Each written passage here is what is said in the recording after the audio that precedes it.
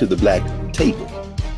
My name is Greg Carr, your host, and today we are going to have a conversation about the global pandemic and its impact and effect on education in general, and historically Black colleges and universities in particular, and also the impact on non-white students in the United States and beyond.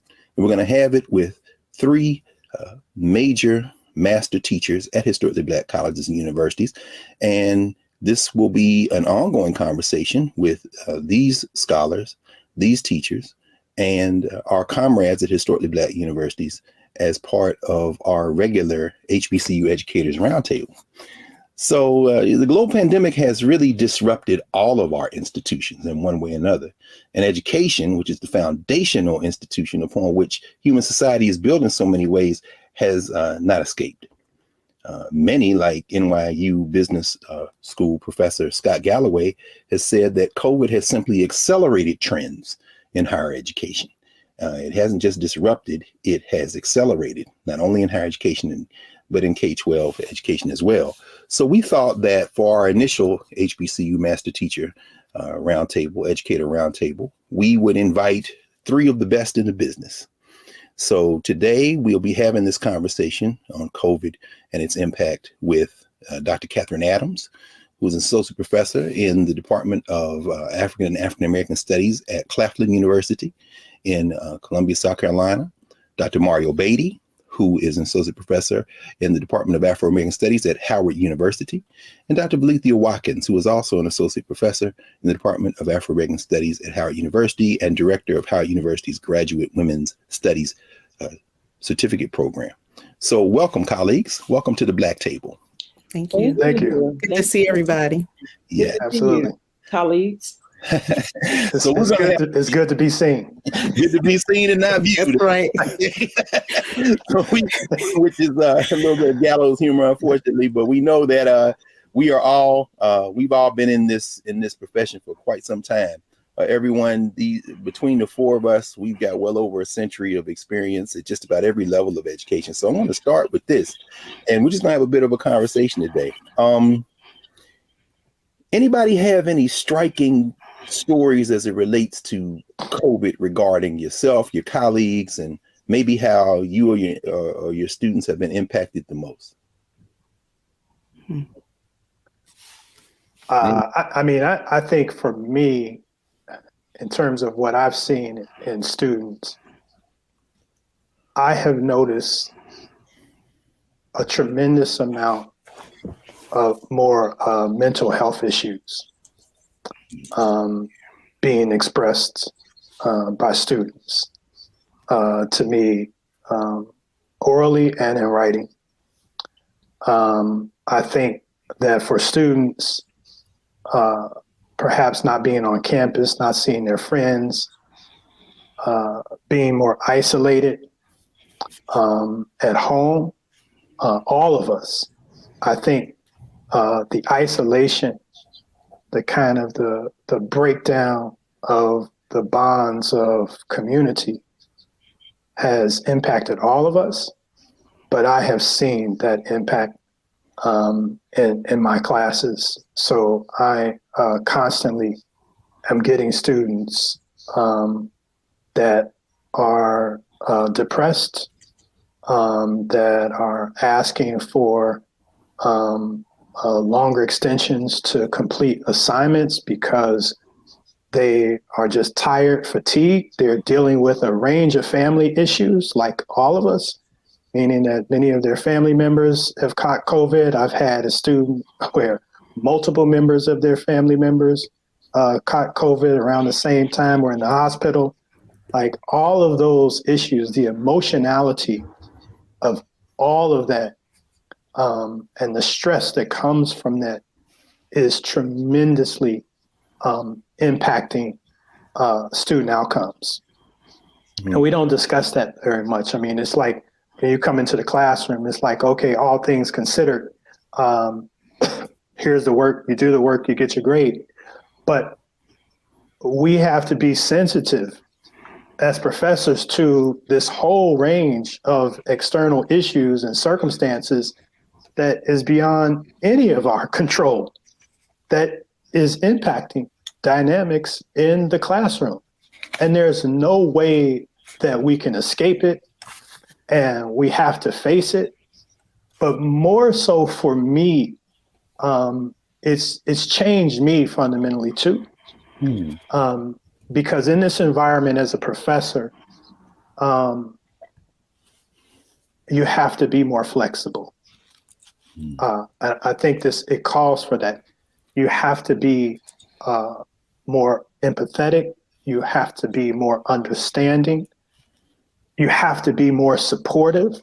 And when I say flexible, that means that for me in the classroom, that deadlines or hard deadlines are not as important for me as they were before COVID. And I tell students to reach out to me if they are having problems. And to be honest, and they don't have to go into specifics, but just tell me you're having a problem. And 10 times out of 10, I am going to work with that student. Because that's the type of flexibility that we need in order to get us all through this moment. And I think that the focus should be on intellectual growth and development, and not so much punishment, for not meeting these strict deadlines because, COVID is raging outside. I mean, we can't pretend that this is impacting academic instruction in our institutions negatively. We just can't pretend that. And so I'm not going to. So I learned that lesson very quickly, and I think that served me well because students feel that. They feel the love and support that I have for them in this environment.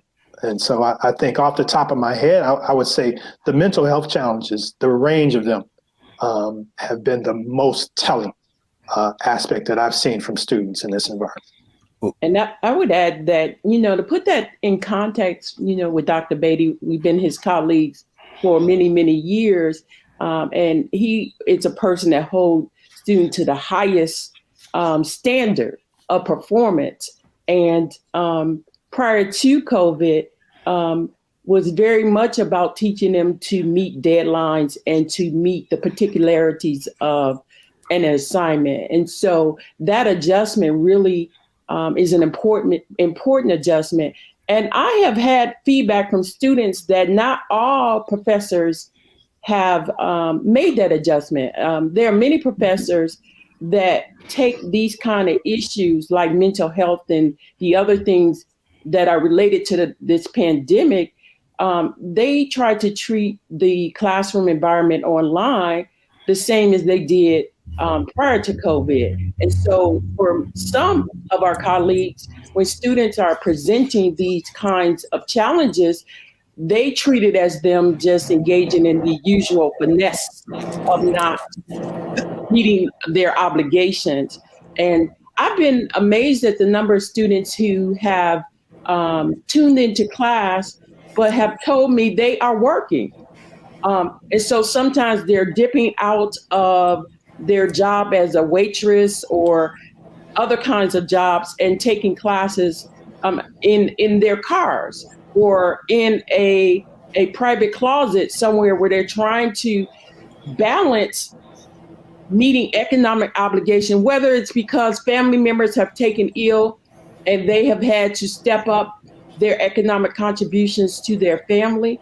And I think certain people in economic positions in this society are so less sensitive to the majority of the people who are struggling or who struggled prior to the 1 or 2 times that people were given COVID relief from the government. People who are comfortable or who are in jobs where they don't have to go out and meet the public, unlike many people of color who were bus drivers or working at the grocery store or those kind of public-facing jobs, have not been as sensitive to the economic plight, the struggle that our students are facing, their families are facing, and many of them have been called upon to contribute to their families.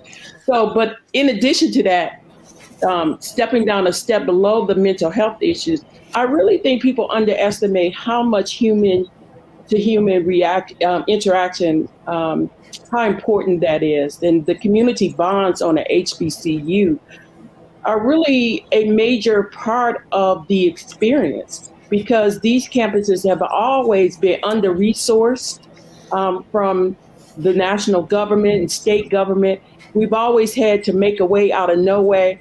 And one of the intangibles has been the bonds, the networking, the family, the sense of family that was built, that compensated in some ways for those lack of physical resources and other resources that our institutions often find themselves deprived of. And so those interactions are so critically important to a part of the education experience. And I think we've gained a greater appreciation of how important those bonds are, that sense of family. Let's look at that, Lethea. And in fact, we're going to pause for a moment. And when we resume, Kathy, I hope you will lead us in a conversation and maybe share some of your experiences because of us, I think you have been the one who has been the most required to be on campus during this pandemic. So we're going to take a pause, and when we come back, we're going to continue this conversation on in-person versus remote learning, students at HBCUs and our institutions, and we'll talk more about that and several related issues. Back in a moment.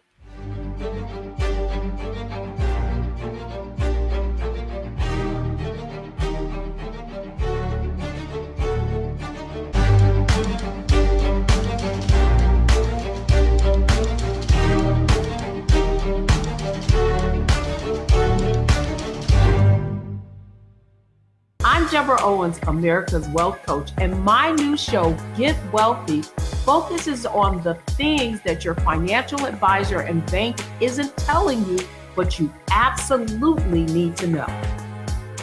So watch Get Wealthy on the Black Star Network.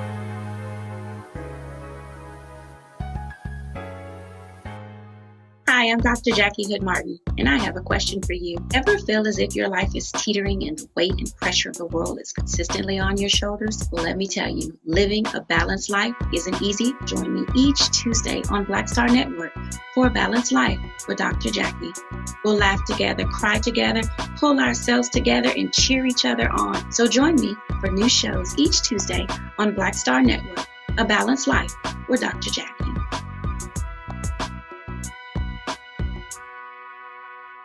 Pull up a chair, take your seat at the Black Table with me, Dr. Greg Carr, here on the Black Star Network.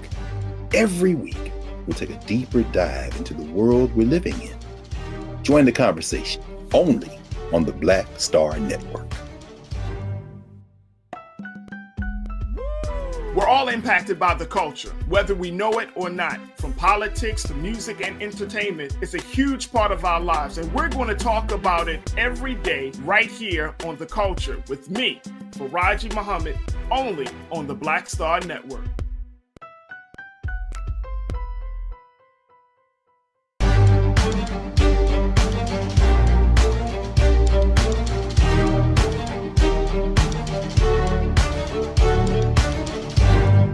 Welcome back to the Black Table on the Black Star Network.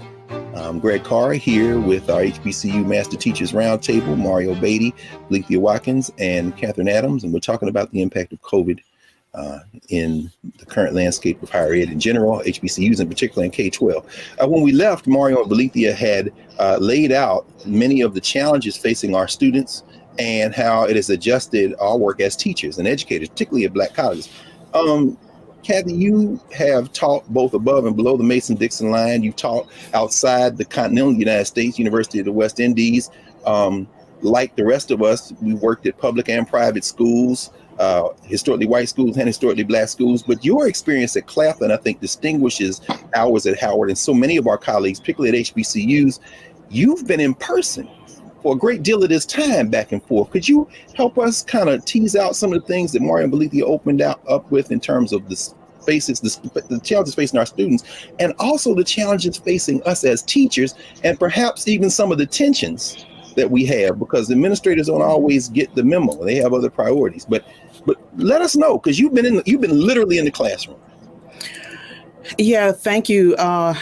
First of all, I want to co-sign on everything that that Mario and Valethia were stating, and certainly to talk about, even just today, we saw emails requesting or telling students about the increase in accommodations that they have to apply for those every semester, that those don't carry over from one semester to the next. And so those issues, the increase in accommodations, students certainly trying to get in education however they can, from their cars, from those closets, those small offices on their work site. And I think for me, I just wanted to also mention that this was the first time that I got a chance to see COVID on the screen. We had a kind of hybrid system. Initially, we were required to be in the classroom, and there were small numbers of students that were allowed back to campus at Claflin, particularly because Orangeburg is such a small city that it is easily overrun with COVID cases, and the infrastructure can't support the two major HBCUs that are in Orangeburg. And so I had some students that were on campus that were kind of sent home very quickly.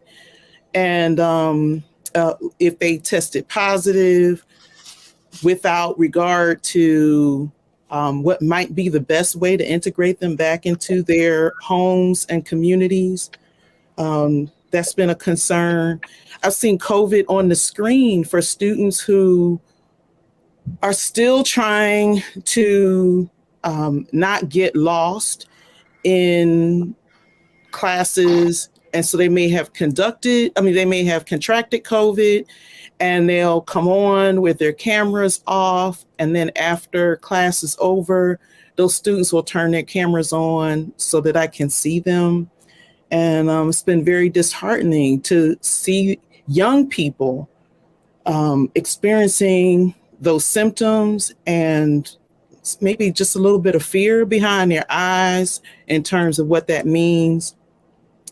I think even for the students who are not asking for accommodations, not expressing any mental health issues, and maybe on the campus, as many were this past fall semester, very sometimes subtle changes and sometimes not subtle changes in focus and concentration, just the ability to get through a book from end to end, I think has been difficult for me as a professor. And so it allows me to be really sensitive to how I can model for my students ways in which to share the load of work and to work through some of those focus challenges. And I just wanted to say something. I'm glad, Greg, that you mentioned about those tensions, because there are two things that are of great concern to me. One is the way in which the campus, the HBCU on-campus experience is being curated during COVID. So there is this, like, we're going to have homecoming, we're going to have these activities.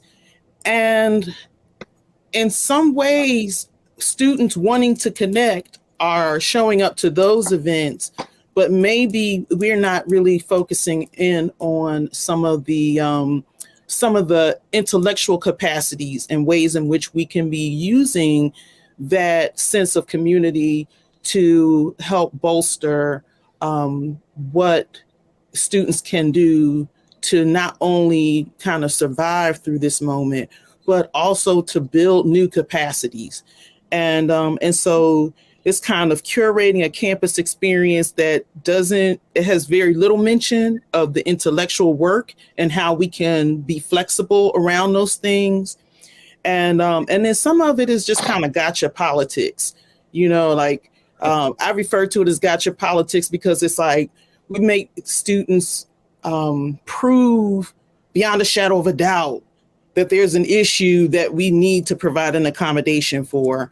And then there are some students that are falling through the cracks in that, so that the student who doesn't have COVID, but may have had a parent or a grandparent pass from COVID.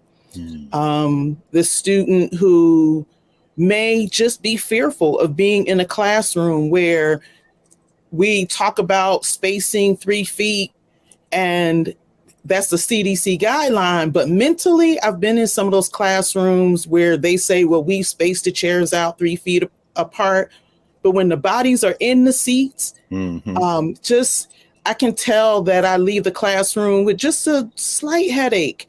And I think in the background, my brain is looking at all of those bodies in the chairs. And sometimes they just look like this is not 3 feet. Yes. And so if I'm thinking that, I know the students are thinking that. And there are very few accommodations for the student that says, I want to be on campus. I want to be in a dormitory. I need that Wi-Fi, because a lot of students from Claflin are from rural communities.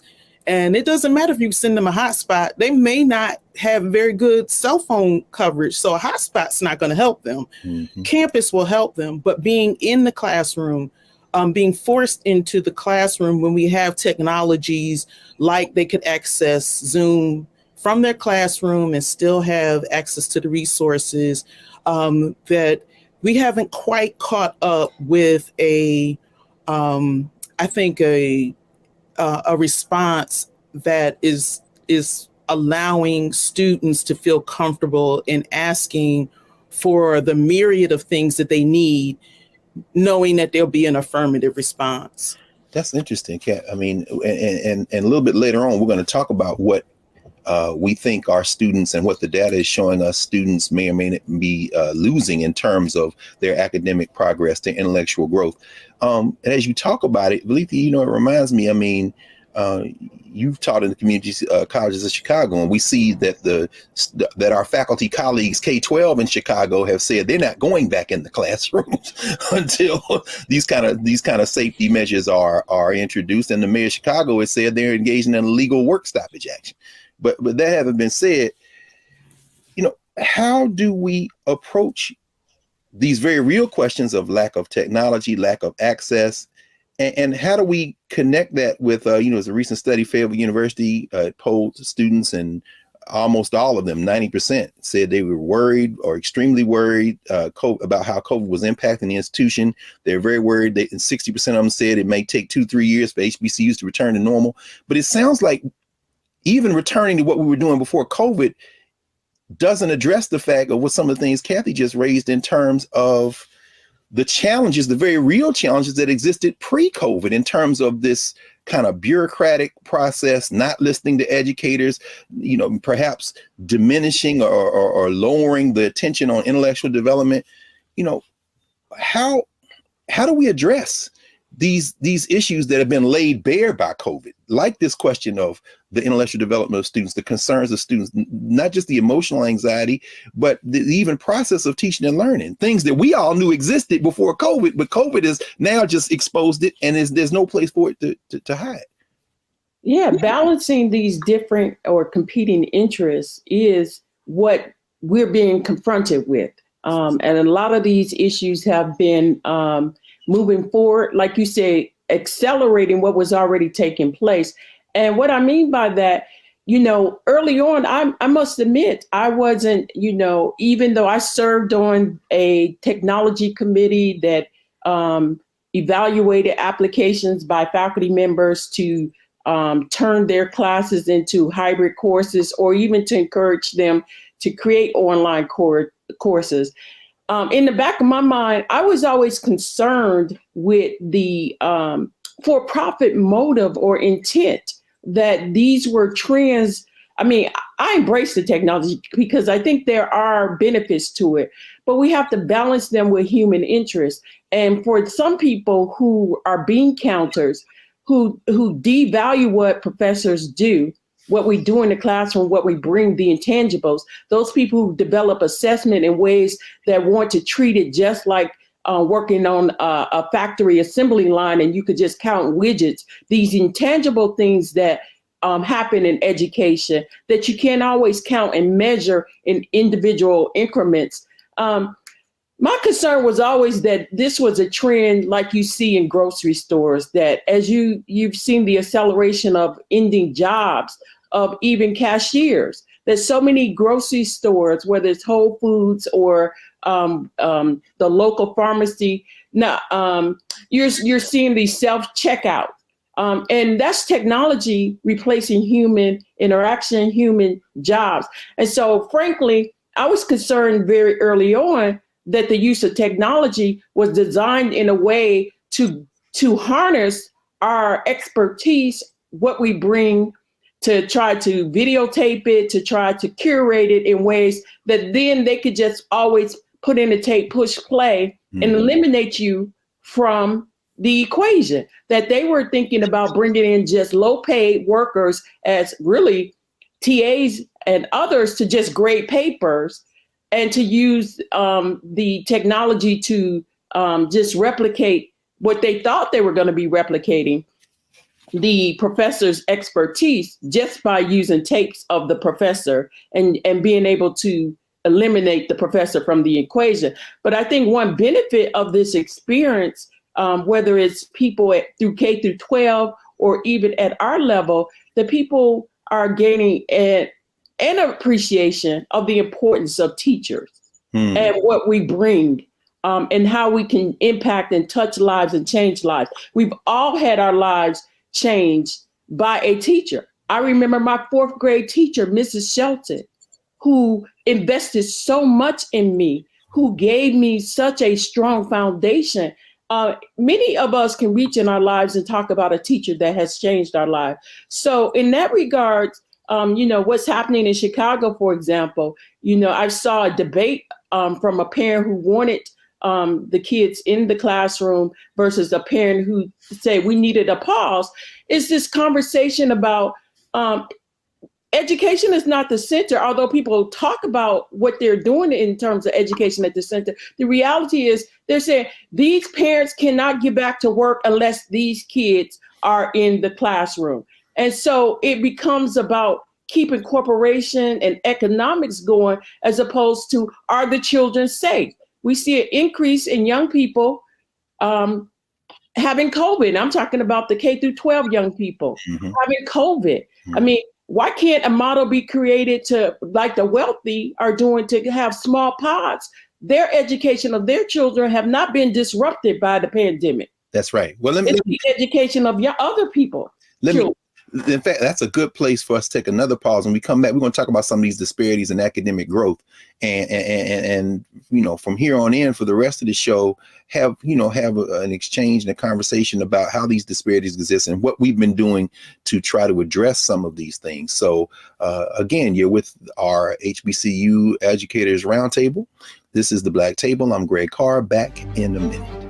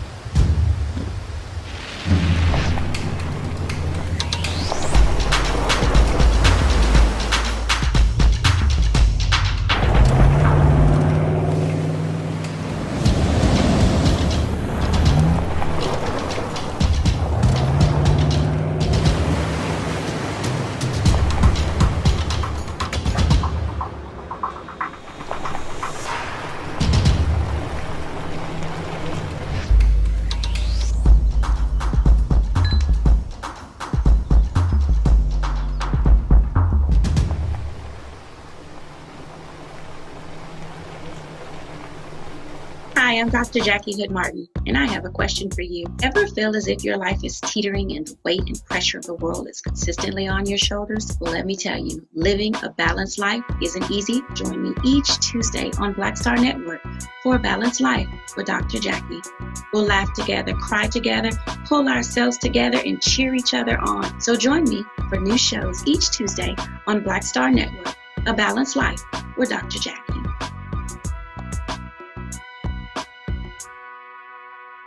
Folks, Black Star Network is here. Oh, no punches! I'm real revolutionary right now. Support this man, Black Media. He makes sure that our stories are told.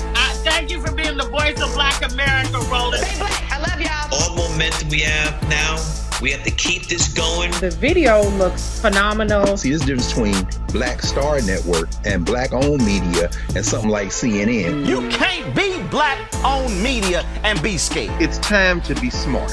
Bring your eyeballs home. You dig?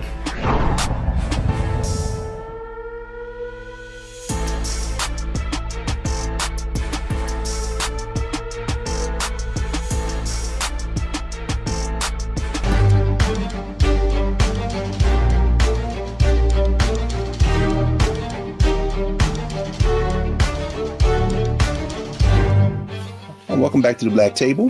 We're continuing our Educators Roundtable talking about COVID and education.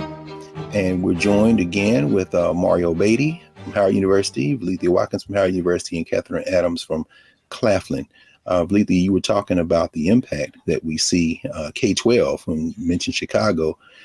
Kat, you taught K-12 in Philadelphia, in your hometown. I mean, and we all have very good friends and we've done administrative work and taught at the K-12 level. Man, our colleagues are suffering. I mean, the students aren't just the only ones. Anybody have any thoughts about that? Absolutely. I mean, just to pick up on, what Valethia was saying and, what's going on in Chicago, there are the issues of these economic considerations that are being pit against health and safety considerations.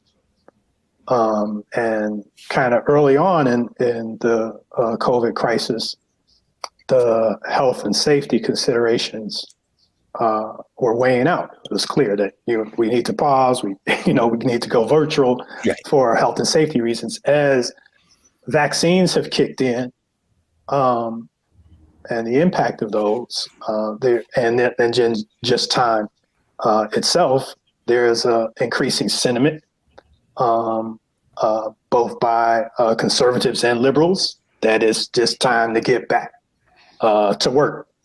And as a professor, in this moment, I'm kind of in alignment with the Chicago teachers because I'm thinking, okay, for the past 2 years, we've all been sold this dream that the vaccines were going to help us to get control of this virus and help to get back to some semblance of normality. And I'm still waiting. I'm still waiting, and so we're in the midst of, of the raging Omicron variant. And you're like, hold on. Like, okay, we've had 2 vaccines and everybody getting boosters and this stuff is off the chain. Man, and no one has a good answer for this. And so you tell me as a teacher, you're going to, risk your health and safety. And in an environment, especially at the university level, there are things in terms of health and safety protocols that are set on paper that actually don't match the reality of what's actually being done. That's true, brother. In the schools. That's true. And teachers and professors see that, they note those contradictions. That's right. And, they want at Howard, everywhere, we're constantly noting those contradictions. That's right. And so professors and teachers are giving pause because they're not listening to words. They are looking at the reality that they experience in those classrooms and what is actually done. That's right. And so, those teachers are taking a stance and trying to say, look, we need to be absolutely clear that the health and safety of teachers is a priority. in this. And if you're not going to make it a priority, we're going to make sure that it's a priority. But those teachers are not individual persons. What people don't realize, those teachers are parents. They're usually taking care of children, their own children, and their parents or elders or other sick members of their family. And so for them, the risk is not just as an individual, I may get COVID, but it's also if I get COVID and I'm the only person providing economics to this family, or I'm taking care of my elderly mother or husband or my sick child, then that's a whole network of family members that are in trouble. So I guess I would ask Dr. Carr or Kathy, what do you think about the conversation that early on people were saying, we're not going back. See, I don't think society has accepted, we're not going back to what was. And that's what was so great to go back to. Right. Yeah. Is this normal that we need to create new systems to deal with a new normal? Or what we going back to? What we rushing to get back to that was so great? Mm-hmm. I want to respond to that in some ways that are where we really are thinking about what's best for our communities. And I had an opportunity over the summer to work with some young 7-year-olds. And this was through the Every Black Girl program put together by Vivian Anderson here in Columbia, South Carolina. And Vivian decided that she would open up her space. She usually works with high school girls. And because of COVID, there were lots of parents saying, I've got to go back to work. Can you, can I bring my children to you? And so she got some computers and opened her space up to children of all ages, and decided from seeing what was going on that she would start to pull together some small groups of children. And Monique Bing is the young woman that she charged with putting together this program. And I took material that Carr, that you have put out there around the Black curriculum. Very helpful. Monique was like, can you come and teach Africana studies to 7-year-olds? And I had a ball. Mm-hmm. It was a pod, right? And it was this way in which it was a moment to look at what were some of the deficiencies for those young people and bringing in people every day of the week because their parents are working Monday through Friday. And so Monday through Thursday, it was bringing in someone that was going to help with skills, not just intellectual skills. These young women, these young girls were taught yoga. They were taught how to manage their emotions. I taught them Africana studies, and someone was working on their reading skills because they saw that there was a little bit of a lag with that. And then the rest of us reinforced it. And then on Fridays, they took them on field trips. And what was done in 5 weeks with those girls was amazing. So much to the point that I told my students in the fall, everybody is responsible for teaching someone. Maybe in a formal setting, maybe in an informal setting, but your cousins, your younger sisters, brothers, someone in your community should know some of the things that we taught you this semester. So I'm really excited in many ways to get back this January to find out what my students did over the break in terms of just conveying some of this information to young people in their own lives. Because I think that in the same way that, I think Valethia was right. And how can we support places in our community that can provide some spaces that would alleviate some of that pressure for teachers, that would alleviate some of that pressure for parents? And how will we fund those projects? How can we pour in to those kinds of spaces with all the things that we've ever done in teaching Black studies in our communities over time. There are enough curricula out there for us to replicate that in very small groups, so that our college students better understand what we're teaching them, because they are teaching it to someone younger than themselves. So I think that there are some ways that you're right. We're not going back to the ways in which they thought, but I think we can be creative and take the best of what we've done in the past to craft a very different and better future that is something that is still intellectually rigorous and also safe, because a lot of those spaces, especially in K through 12, were not safe for our kids, with some people who did not have our kids in mind. That's true. Well, when we come back, we were going to turn to that. Actually, that's perfect, Kat. I mean, we've got two of our colleagues in Atlanta, Morehouse School of Medicine, Reba Kelsey and Maggie Ridge. And as we know, Maggie is a pediatric doctor. They're talking about this rush of children with COVID coming into the hospitals, and we know Black children have accounted for 20% of those who've lost a parent to COVID through early 2021, despite only being 14% of the population in the country. But you've just given us a window into possibilities, learning possibilities that we can have going forward. And when you said community, Kat, when you said community, I mean, it's going to require us to recover some things we may have conveniently forgotten and maybe sacrificed on the altar of capitalism. But we're back in a second, and we will turn toward those solutions.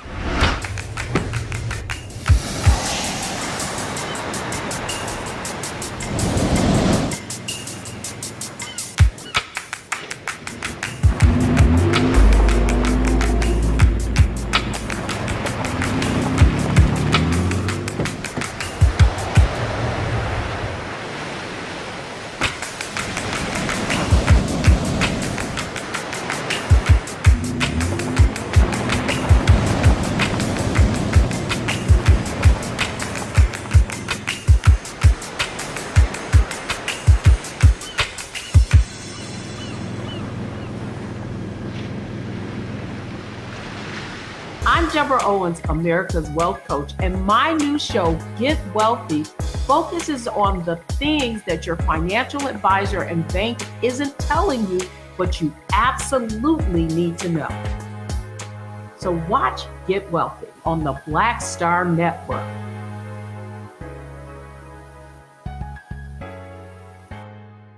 Hi, I'm Dr. Jackie Hood Martin, and I have a question for you. Ever feel as if your life is teetering and the weight and pressure of the world is consistently on your shoulders? Well, let me tell you, living a balanced life isn't easy. Join me each Tuesday on Black Star Network for A Balanced Life with Dr. Jackie. We'll laugh together, cry together, pull ourselves together, and cheer each other on. So join me for new shows each Tuesday on Black Star Network, A Balanced Life with Dr. Jackie.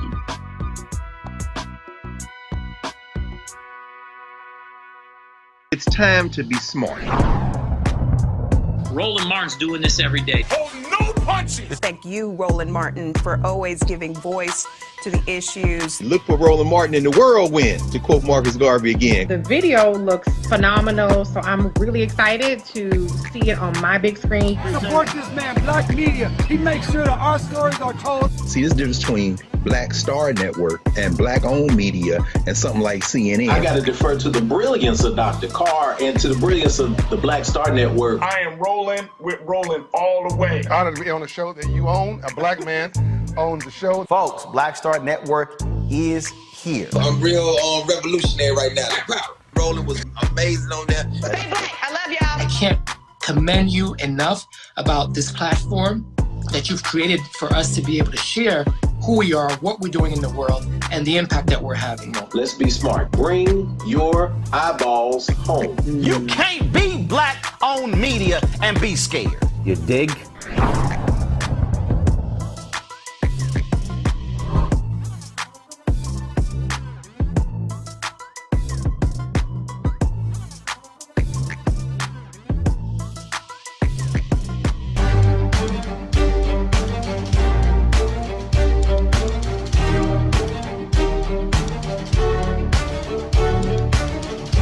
Back at the Black Table with our HBCU Educators Roundtable, Lethea Watkins, Mario Beatty, and Catherine Adams. And when we paused for a second, Dr. Adams was introducing to us one of the innovations that has come during COVID there in South Carolina based on her years as a master teacher and educator, curriculum developer.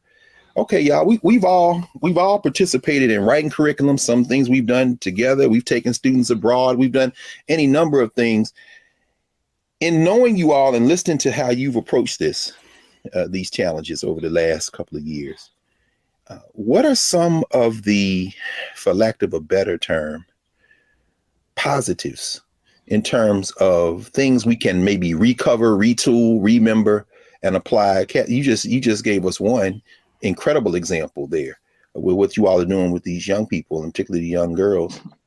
Anybody else want to let us know some of the things that you've learned and perhaps we should be able to share, and then maybe even address or confront administrations in higher education in general, HBCUs in particular, and K-12 included, to say, look, find the money for this, move in this direction. What do y'all think? Some of the things you learned, positive things? Well, I think for me, well, I will say, going back to a point Kathy made earlier in the conversation, in terms of accommodations with students. And this goes to the spirit of a professor. And that means, of course, when you hear accommodations, that means the students go through usually some entity like student services on campus. They submit their issues, and then student services communicates with the professors, and the professors then use that documentation to provide students with some type of extension timeline, kind of special accommodations to complete work. Well, the common sense of the professor needs to kick in and to override. Like, that means that students that don't have formal documentation for accommodations in this environment, I've been flexible with virtually any student that has said that, look, this is what's going on in my life. They may not feel that it's as serious enough to go through student services to get accommodations, but my common sense is like, okay, yes, and I'm going to support you. And to me, that's the power of the professor. That's the power of the professor to override the system. And I think that professors have to use their power and their common sense in their way, looking at this dynamic, and to act accordingly in this system. So you don't have to always be subservient to the system as it impacts your course. In terms of what, I've kind of learned in my class teaching virtually, the big thing that was missing was community. And I like to try to create community in my classes. It's Black Studies. And it's grounded in that idea. And so how I try to do that is the first 2 days of class, I use the breakout room feature in Zoom. and I just randomly put students together and just have them introduce themselves and talk. And that's the balance of those classes, is just trying to build community among students in a very isolating environment. And I think that becomes very, very helpful for the remainder of the course, because they begin to help each other. They know who each other are, and they can exchange information in terms of work. The other thing, I've done a lot of things, but the other thing that I've done is I use a discussion post in Blackboard, and I have students to respond to readings, to lectures, to videos, etc. Give 5 important points to have them to write something. But most importantly, I also have them to ask at least one question about what they read or viewed. And I curate those questions, and I use those questions to formulate my lecture and discussion. And I'm literally responding to those individual students. I'm letting them know that I see you, that I hear you, that I observe that you're reading and engaging in the course. And as a professor, I'm going to answer your question directly and show its importance in the large arc of the content that I am teaching in the class. So what I'm trying to do with that is to form just another bridge of intimacy with the student, to get them to buy into the experience and to connect with me and to connect with the material. So almost they're just self-motivated to go through the material. He's like, okay, this professor is listening and talking to me. When students hear that and feel that from a professor, you can take students anywhere that you want them to go. Absolutely. Anywhere. Absolutely. That has to be foundational to me. You have to connect with the spirit of your students. Yes. That's what I try to do. And once I connect to them, then we can take off. That's interesting you say that, Mark, because I mean, that balances out. There's some research that's showing that COVID rates are lower at some of the HBCUs like North Carolina A&T, some of the Georgia HBCUs, because the COVID rules have been more strictly enforced at some of the HBCUs than PWIs. But rather than that kind of martial, kind of militaristic approach, that type of connecting, even virtually, that's a very powerful counterbalance to that, and kind of gets us back to this question of what we can do to enhance. There are a couple of other things, and I want everybody to jump in on this as well. There are real material challenges. Y'all have all raised them. Our students are looking for funding. We know the federal government, the funding, the HBCUs, you see a lot of loan forgiveness going on, but still the gap remains. We're part of it. I'm part of it. I am one of them. Be right. It's like, exactly. They are me. I know that's right. But this. What does the future pretend, the immediate future, like the next 2, 3, 4, 5 years, and then going forward in terms of students' abilities to even enter higher ed, particularly our HBCUs? Are you concerned about the future of some of our HBCUs in the wake of COVID? The learning gap, the gap in learning, seems like you are addressing it individually, but what can we do at the institutional level in terms of formations to try to kind of address some of these challenges that aren't on the horizon that are here right now? Right. I'm definitely concerned, because my student loan debt came when I was a doctoral student. I virtually had no debt as an undergraduate student. So these students are incurring lots of debt at the undergraduate level that's following them. And somehow in this kind of capitalistic environment, we blame the students. Oh, these students, you took out all of these loans, you got to repay society. But we should not think of it like that. that means that we have shifted from my era and the era before me. We have basically shifted the economic burden of education from the state to the student. And these are public policy Absolutely. decisions. These are public policy decisions that have happened that or choices. should be reversed. Choices. Absolutely. I think in this regards, when we look at African Americans, in some respects, student loan debt, the disproportionate amount of student loan debt, we can look at it as modern day sharecropping.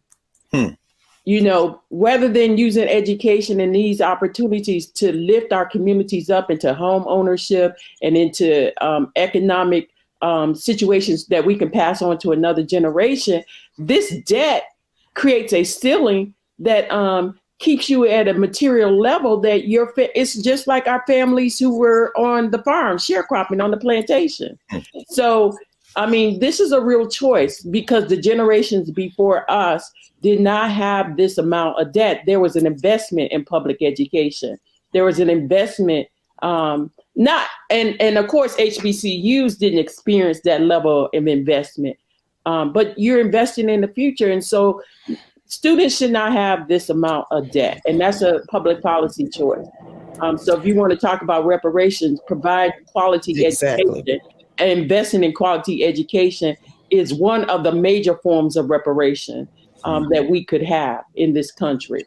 Yeah, and getting rid of that debt shouldn't be linked in this kind of neoliberal kind of fashion to looking at what students study, you know, or want to study, you know, this kind of Obama-esque, you know, kind of approach that HBCUs and HBCU presidents railed against, you know, when he was in office. And certainly I didn't support one bit. And this idea, you know, that certain disciplines are worth more than others. And this idea that the market, you know, should drive, you know, graduation rates. And those are the things that we should be investing in. And we should be investing in the dreams of our students, because all of these disciplines are needed for a holistic, healthy, functioning society. And so we should not be playing these types of games where we value, you know, some disciplines more than others in an economic sense. You know, those types of games are, and really that's what assessment has boiled down to. It is basically a not so thinly veiled cover for basically institutions making economic decisions on market decisions based upon their assessment of disciplines. I agree. Not only should we just wipe away this debt, because it's absurd, we can just wipe it off the books. They don't owe anybody. It's not like that someone loaned them the money out of their pocket and they're waiting for the repayment of the loan. It's all digital. It's all arbitrary, and I think of my students, you know, like that opportunity in the classroom. We're planting seeds, and so I know that all the students on my campus need exposure to Africana studies, regardless of their major. They all need to be thinking creatively, thinking differently. They need to be building their networks so that as some student that may be a STEM graduate or a business graduate or education, that they are thinking about my majors in Africana studies when they are putting together teams of people to work on things. I had a very recent Claflin graduate. She graduated with a degree in biology. She was working in a lab at the University of Pennsylvania, and she reached out to me for a letter of recommendation. And she said, you know, I have all the things that I need from the STEM faculty, but your class in African American heritage, really helped me think differently around diversity issues. And so I would like a letter of recommendation from you to complete my packet. And so we have information that is going to be valuable for having a cohort, a generation of young people think differently. And I think that we not only have to have them in our classrooms, we have to think about how do we get this content to students broadly who are not in our classrooms. One of the things that I have suggested for our department at Claflin is, and it has been well received, to start doing more professional development with public school teachers, because some of them have some really great ideas, but may need that kind of added support of a certificate program, or just some additional books to read, or some of the latest scholarship around how to enhance their curriculum around what they're doing. And I think it's an exchange. Some of the things that I've learned from first and second grade teachers around what they're doing with young people. I'm thinking about some of the ways in which, just again with those seventh graders, we do a timeline in the African American Heritage class that students have to figure out an actual timeline in which they insert themselves. I did the same thing with the seven-year-olds, where they did a timeline with Post-it notes and, just some blue painter's tape on the wall. And that was the timeline where they got to insert themselves, and then also events that were related to Africana history. And so I think that we really do have an opportunity to be imaginative, to be creative, and maybe to do what we've always done, which is to do it on fewer resources than other things. But I think at the same time, we should be demanding a redistribution of resources, because we see through this pandemic that there is money there. Yes, absolutely. Lots of money there, but we have to demand for the redistribution of those funds. Well, thank you, Kathy. And I think that's a wonderful way for us to pause for now. Here at the Black Table, this has been a bit of a tease, I must confess. This topic is timely, it's important, as our young people and all of our teachers in our communities are struggling around this issue of education and the pandemic. But I say it's a tease because this is just the opening conversation of many more to come, not only with Drs. Beatty, Adams, and Watkins, but with many more of our colleagues, because we often are reminded by one of our colleagues, Jules Harrell at Howard University, that a university and education in general is really the students and the teachers, and everybody else is there to support that learning enterprise. And so you've gotten a peek at the HBCU teachers, the HBCU Master Teachers Roundtable that will be a regular feature here at the Black Table. So thank you, Dr. Watkins. Thank you, Dr. Beatty. Thank you, Dr. Adams, for helping us with this inaugural conversation. And we'll join up again soon to continue on another topic. Thank you, everybody. Thank you. Thank you. All right.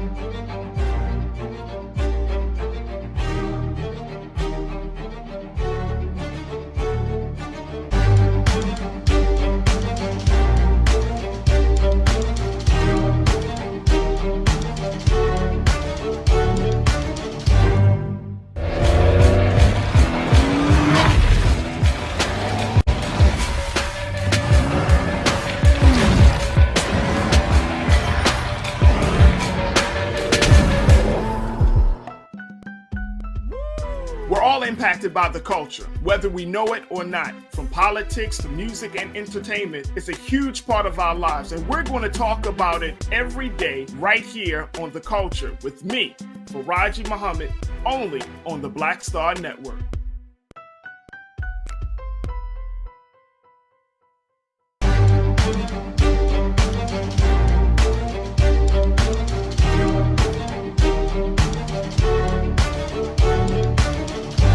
I'll clear the table this way. We usually end our time together with a clearing the table comment. We know that recently we marked the transition in the ancestorhood of the great Sidney Poitier, that son of the Caribbean who we know best as a film actor in Hollywood. One of the films he made was a film called To Sir with Love. To Sir with Love, the story of a teacher, a black teacher in England, teaching East End students, poor working class white students, who fell in love not only with his mind, but with his commitment to their learning. A lot of people might not know that film, To Sir with Love, was based on a novel. Actually, a novel by a brother who was an HBCU master teacher himself, Eustace Edward Ricardo Braithwaite, E.R. Braithwaite, who was from Guyana, who lived to the age of 104, actually made transition in 2016. And Professor Braithwaite, after watching To Sir with Love, said, something didn't quite translate in the film. He was from Guyana. He had a master's degree from Cambridge, couldn't get a job in England. So he took up teaching, even though he had been trained in engineering, one of those STEM fields. He could not find his way into the profession initially. He was part of that generation that folks call the Windrush generation. Those of you watching from the UK know what I'm talking about. Those black immigrants who came from the Caribbean and rebuilt England after World War II, who had precarious positions, who found themselves in a precarious position in that society in England. But I raise that because Sidney Poitier, who portrayed that teacher in To Sir with Love, is widely credited in that film with showing, how to build interracial bridges. But there was another film where Sidney Poitier played a reluctant teacher, he and Bill Cosby. That was a film called A Piece of the Action, where they were in Chicago teaching young people in a community center on the realities of life and how to acquire that education and use it to improve their lives. And as we close this edition, as we clear the table, the black table, and prepare for our next time together, we've been reminded by three of the best teachers there are in the world that community, that compassion, that commitment to deep intellectual work can never and must never be displaced as the foundation for education. So thanks, y'all, for joining us. And we will see you again on the Black Star Network with the Black Table next session.